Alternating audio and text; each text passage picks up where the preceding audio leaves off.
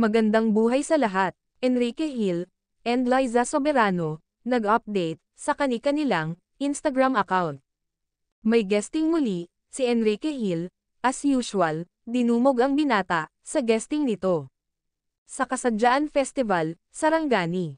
Madami ang napapasaya ni Enrique Hill dahil napaka-humble nito sa lahat ng mga fans. Hindi siya mahirap lapitan dahil siya na ang kusang lalapit sa'yo. Ganyan noon pa si Enrique Hill. Mapagmahal at very sweet sa kanyang mga tagahanga. Samantala, Liza Soberano shared her life lately. Miss Sinigang, strike again. Kita sa post ni Liza Soberano na hawak pa nito ang sinigang mix, ang paborito nitong ulam since then.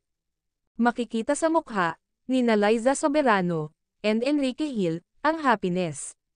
Yung suporta pa din nila sa isa't isa ay andyan lang. Nag-heart react pa din si Liza Soberano sa post ni Enrique.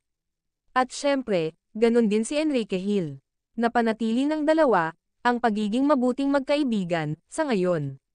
Ayon sa isang fan, Liza, seeing you happy and glowing really makes us happy too. They literally never make us hate you, dear Hopi. We totally understand you. My God, heal your mind and soul. Ang pagmamahal at suporta ng mga fans ni Liza and Enrique Hill ay walang kapantay.